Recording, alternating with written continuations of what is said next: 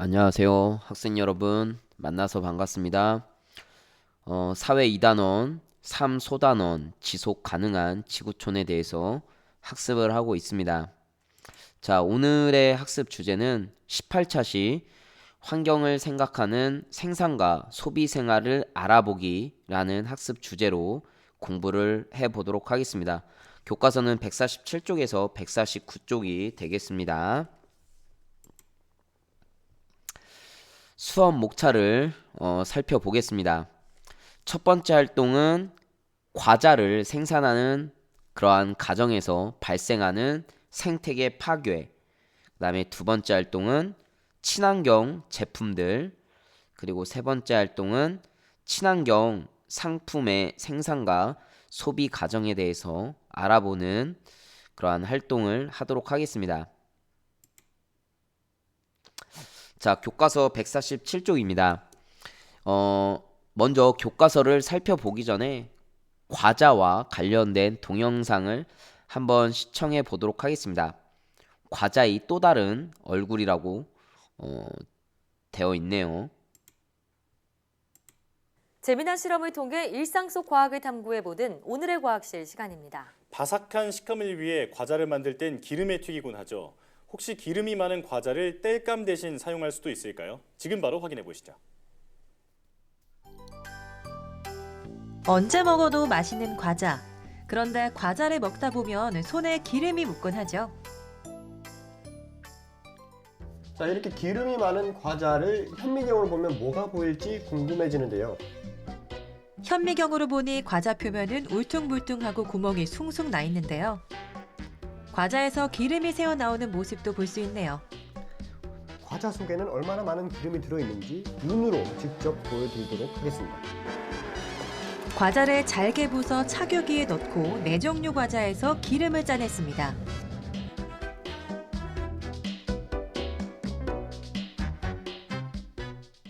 네 종류의 과자에 함유된 기름의 양이 각각 다른데요. 이렇게 다른 이유는 뭘까요? 과자에 기름을 입히는 방식에는 과자를 직접 기름에 튀기는 유탕 처리 방식과 혹은 과자의 표면에 기름을 바르거나 혹은 기름을 뿌리게 되는 유처리 방식이 있습니다. 아, 유탕 처리가 기름에 튀긴 거고 유처리가 그냥 기름을 발랐다는 뜻이군요. 그렇다면 기름 함유량이 많았던 과자에 불을 붙이면 과연 불이 붙을까요? 역시 기름이 있어서 불이 붙는 거였네요. 과자의 표면에는 기름이 코팅되어 있는 상태이고 또한 바삭한 식감을 위해서 과자 사이사이는 구멍이 많은 다공성 구조입니다. 그러다 보니까 연료도 있고 또한 산소 공급도 원활해서 과자가 대단히 연소가 잘 되게 되는데요. 잘 타는 과자들을 여기 다 집어넣고 그 위에 고기를 얹어서 고기가 익는지 보도록 하겠습니다. 그럼 이렇게 연소가 잘 되는 과자를 땔감 대신 넣고 불을 피워보겠습니다. 불이 활활 타오르네요. 장작이나 땔감이 없어도 과자만 있다면 고기 굽는데 문제가 없겠는데요. 맛도 모양도 다양한 맛있는 과자. 더 맛있는 과자를 만들기 위해서 이 과자에도 다양한 과학적 비밀을 숨겨뒀었네요.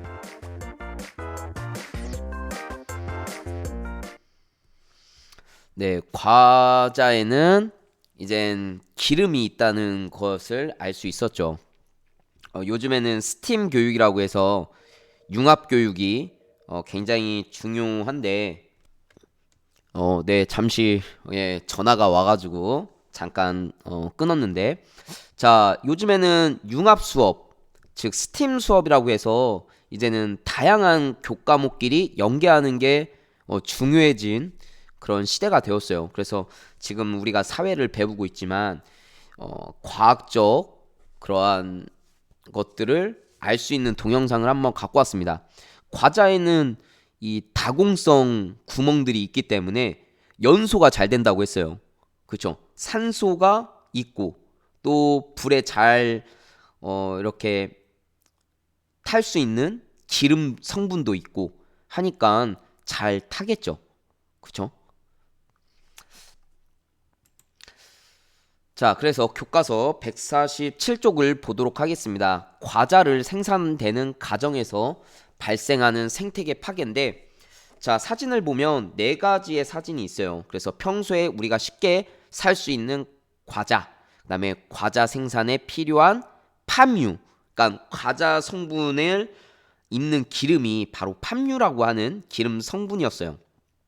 그리고 세 번째, 많은 양의 팜유를 생산하기 위해서 열대 삼림과 초원을 파괴하고 이 팜유를 생산하는 그런 나무들을 심는다고 하네요. 그 다음에 네 번째는 열대의 그런 삼림과 초원이 줄어들어서 살기 어려워진 동물들의 모습, 코끼리 모습이 나와 있죠.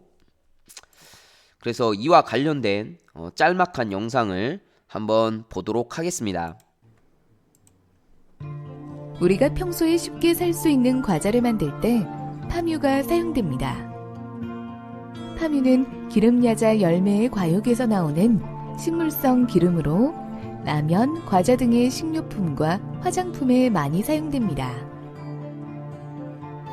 팜유를 소비하는 사람들이 늘어나면서 열대 삼림과 초원은 파괴되고 그 자리에 팜나무가 심어지고 있습니다.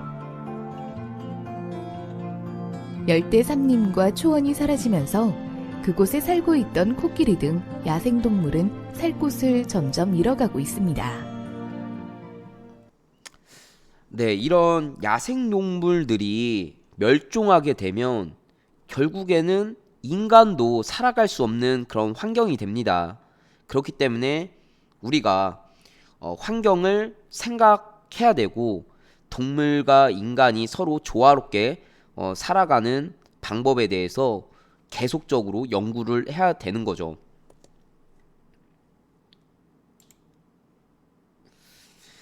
자, 이번에는 교과서 148쪽으로 넘어가도록 하겠습니다. 이제 두 번째 활동으로서 친환경 제품들에 대해서 살펴보도록 하겠습니다. 지난 시간에 여러분들끼리 토의를 하면서 친환경적인 빨대에 대해서 이야기를 했었는데, 그러니까 예전에는 플라스틱 빨대를 사용했다면 요즘에는 종이 빨대를 사용하죠.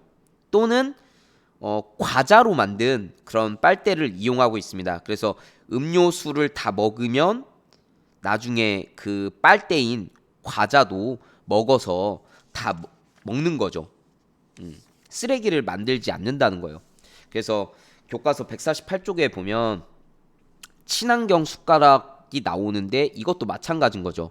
즉, 이 숟가락은 수수나 쌀, 밀가루를 혼합해서 만들어졌기 때문에 사용 후에는 먹을 수 있다. 만약에 먹지 않고 버린다 하더라도 땅속에서 분해가 된다. 왜냐하면 음식물은 며칠만 가면 그쵸, 썩게 되어 있잖아요. 그러니까 잘 분해가 됩니다. 자, 그 다음에 또 썩는데 1000년이 걸리는 플라스틱을 대신할 친환경 물품을 개발을 하고 있다라는 지문이 나와 있어요. 오른쪽 지문에 나와 있죠. 그래서 밀이나 고구마, 옥수수, 감자 전분, 그 다음에 해조류, 즉 미역, 다시마 뭐 이런 것들이 되겠죠. 등의 생분해성 재료로 만든 일회용품은 온도나 햇빛, 박테리아, 곰팡이 등으로 분해되거나 시간이 지나면서 자연스럽게 썩어 없어지면서 퇴비로 사용된다. 그래서 해조류를 사용해 만든 물병은 물이 가득 차 있을 때는 물병으로 이렇게 사용되다가 물을 다 마시면 서서히 말라서 이제 자연적으로 분해가 된다라는 그런 지문이 나와 있네요. 그러니까 굉장히 친환경적인 제품들이라고 할 수 있겠죠. 점점 이런 친환경 제품들이 나와야 될 것 같습니다. 자, 그 다음에 이 해초로 만든 물 주머니 5호에 대해서 한번 동영상을 보도록 하겠습니다.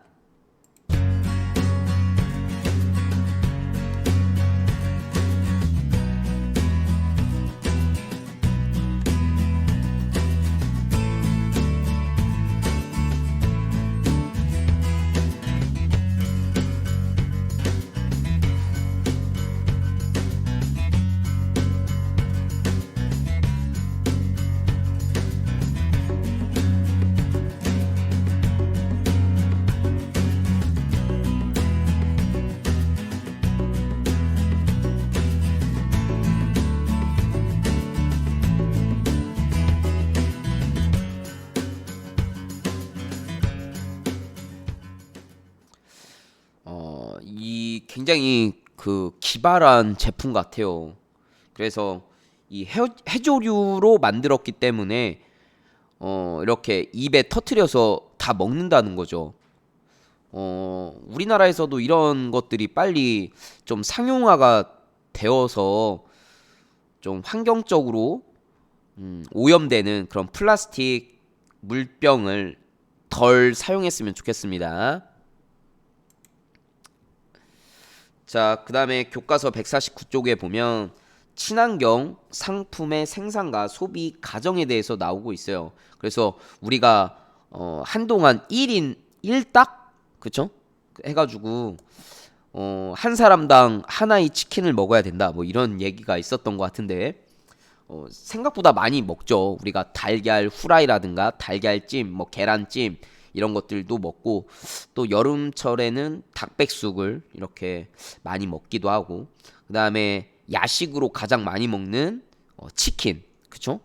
그래서 누구나 치킨은 다 좋아하잖아요. 어르신들도 좋아하고 또 어린 자녀들도 좋아하고 그죠? 학생들도 좋아하고요. 그래서 환경을 생각하는 생산, 그 다음에 환경을 생각하는 소비에 대해서 배울 텐데 일단은 닭을 좁은 닭장이 아닌 넓고 쾌적한 환경에서 더 건강하게 키울 수 있다.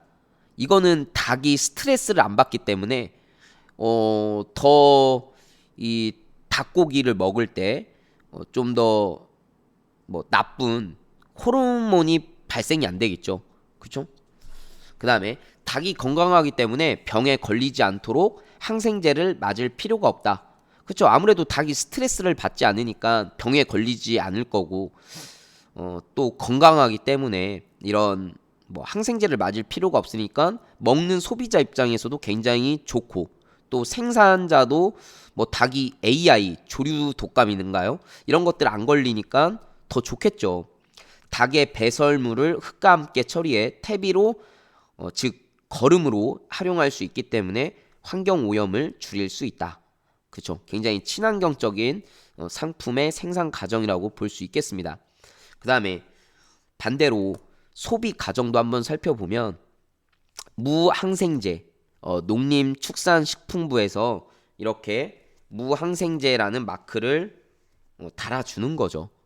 친환경적으로 생산을 한 제품에 대해서 그 다음에 신선한 달걀과 건강한 닭을 먹을 수 있어서 우리 사람의 몸에 굉장히 이롭겠죠. 그 다음에 친환경적으로 생산된 달걀이나 닭을 더 많이 소비할수록 친환경적으로 생산되는 달걀이나 닭의 수가 점점 늘어날 것이죠. 그래서 항생제를 쓰는 그러한 닭 생산 공장보다는 무항생제를 쓰는 농가가 더 많이 늘어날 수 있다라는 거예요. 굉장히 중요한 부분이죠. 여기서 잠깐 친환경 마크에는 어떤 것들이 더 있을까요? 지금 무항생제 마크를 봤는데 이거 외에도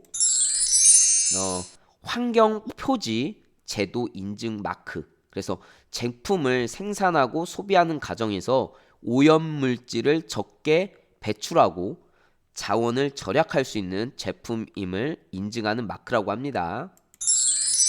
또는 저탄소 제품 인증 마크 탄소 배출량이 동종의 같은 종류의 다른 제품의 평균 배출량보다 적은 제품임을 인증하는 마크 그래서 CO2 이산화탄소가 되겠죠. 그 다음에 에너지 소비 효율 등급 마크 이거는 냉장고나 가전제품을 보면 많이 볼 수 있어요.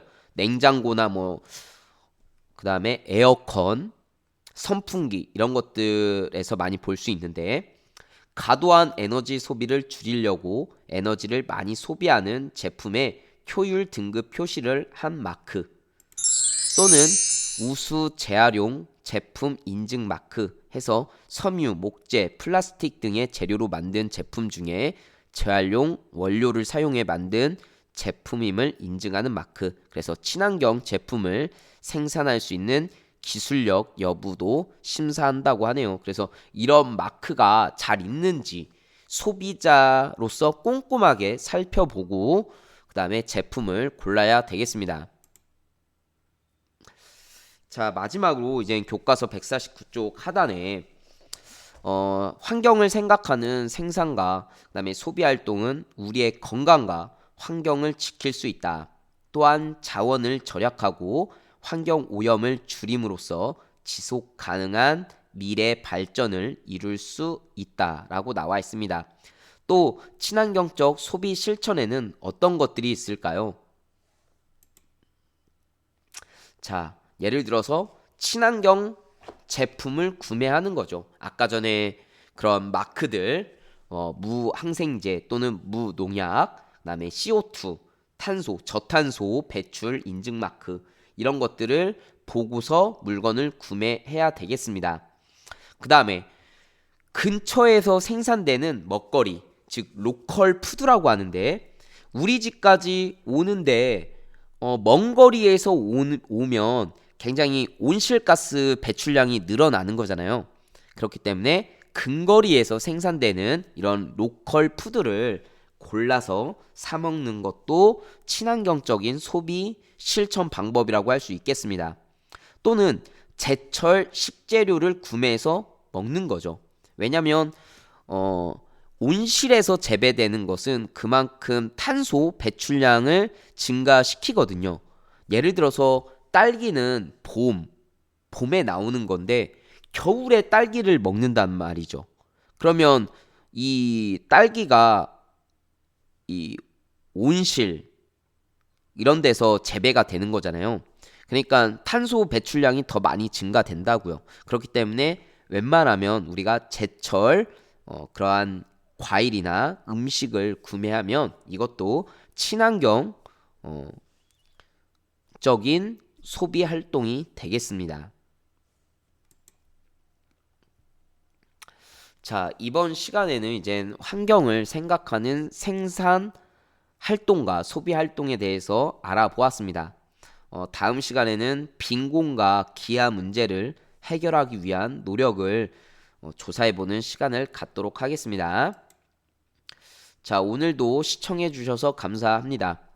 그리고 코로나로부터 안전하고 행복한 하루 보냈으면 좋겠습니다. 그러면 다음 사회 시간에 만나요. 안녕.